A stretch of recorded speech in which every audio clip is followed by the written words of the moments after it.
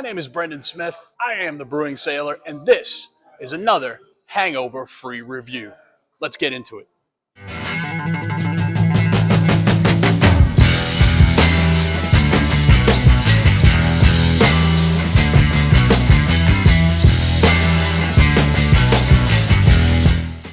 Welcome back to Hangover Free Reviews. I am your host, the Brewing Sailor, Brendan Smith. And before we get into today's review, I just want to touch on a story I reported on yesterday. We'd like to send out our best wishes and our best of luck to the crew and owners at Two Roots Brewing Company. 7 years in the business. We're sad to see you go. They still have a few beers left. They still have, I believe, the Helles and the Irish Red. So if you want to grab a piece, of brewing history and some great non-alcoholic beer, head over to Two Roots Brewing Company. Get over to their website, use code FINAL40 at checkout, and you'll get 40% off 2 6-packs or more. Plus, they're going to give you some free swag. So get on over there, support them while you can, say goodbye, tell them the Brewing Sailor sent you. It's not going to get you anything extra off. Just let them know I sent you. Thanks. All right, so let's dive into this week's review. We are the show that helps you moderate your booze, not your brews, whether you're trying to live a sober lifestyle or you're just trying to kick back on your beer intake a little bit, your alcohol intake a little bit. Today, we're going to be looking at a beer that's a little bit, at a brewery for that matter, that is a little bit controversial in the non-alcoholic beer community. A lot of people love them, a lot of people hate them, and that's Surreal Brewing Company and their Chandelier Red IPA. So for this beer, we're going to use BJCP Style 21 Bravo. That's a specialty IPA and the subcategory of Red IPA. And if you want to read more about that subcategory and the entire IPA category as a whole, you can click the link in the description. It will take you straight to the BJCP website. All right, let's get this beer poured up. And wow, that is super excited. See if I can not get this all over my computer. We're going to pour it right down the middle. Get a nice thick head on that, unleash all those wonderful aromas. And that was very super exciting. You can see it's a very thick tan head there, but we're going to dive right into the aroma first.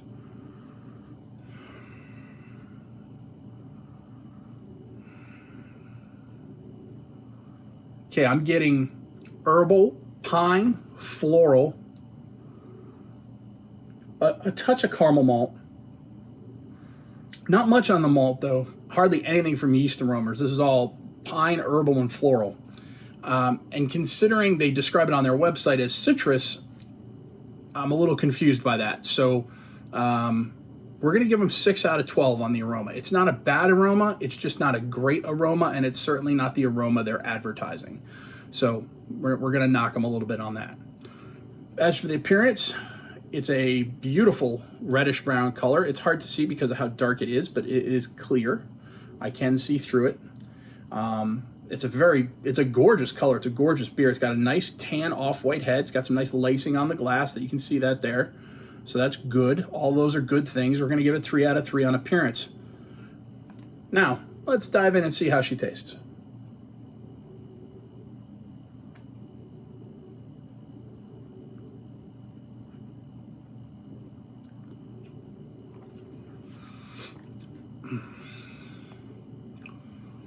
So it is very bitter. It errs to the bitter side.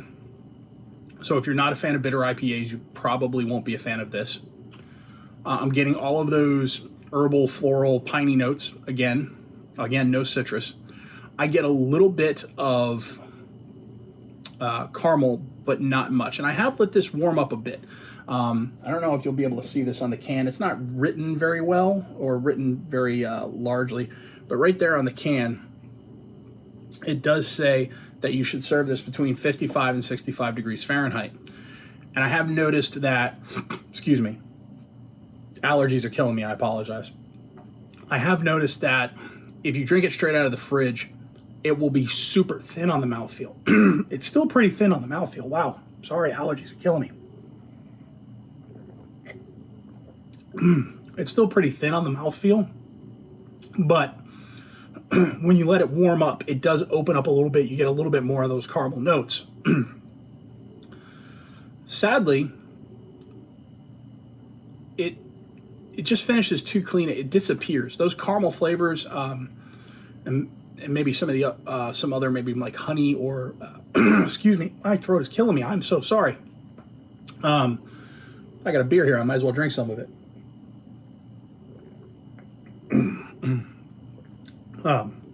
So you get the caramel flavors a little bit on the tip of the tongue, especially. That's where all your malt's going to be, is right on the tip of the tongue. And as it rolls across the back of the tongue, it just kind of disappears. And I've noticed this a lot with lower calorie non-alcoholic beers. And this one I think is kicking in at like 33 calories, so it's pretty low. So once it hits the back of your tongue, it's got almost no malt flavor. And all that you're left with is kind of this bitter bomb. It's okay, but it's not good. I don't think it's very well balanced. It's just not great. There's nothing technically wrong with it. Like there's no off flavors. I'm not getting skunk or vegetal flavors or, adhesive from chloramines or chloramines or anything like that. I'm not getting any of those off flavors. I'm just not getting a whole lot of flavors at all. And the flavors that I'm getting, I don't think the hops they chose works with their grain bill very well. So you're getting this, super herbal, piney, floral with caramely red. And I think if they actually had provided some citrusy notes or some tropical notes or even some berry notes, like there's certain hops out there that can provide berry notes, I think that would have merged with the caramel flavor a lot better and complemented rather than contrasted it. So I'm going to give it 12 out of 20 because, like I said, it's not terrible. It's just not great. On the mouthfeel, I am going to knock him a point on the mouthfeel just because of how light it is. And this is something that, I run into again with a lot of the lower calorie beers. It's okay if you're athletic light and you're doing a light beer and you're advertising this is a light beer and you have 25 calories. Okay, it's going to be a light beer, but a red IPA, I expect that to have a nice big malty backbone. And while there's some of it here, I'd like to see more. If this was 55, 60 calories, I think it's a completely different beer. So we're going to give it 4 out of 5 because the carbonation is on point. It was a little excited coming out of the can. I probably could knock off another point for that if I wanted to because it's a little over-carbonated, but I'll be generous and we'll say 4 out of 5. Overall, I was super excited to try this beer due to its divisive nature. Some people think it's the worst beer they've ever tried. Others think it's one of the best. And for me, it's just sadly kind of meh. It's not the worst I've ever had. Believe me, I've had far worse beers. It doesn't do anything overly offensive. Technically, it's okay.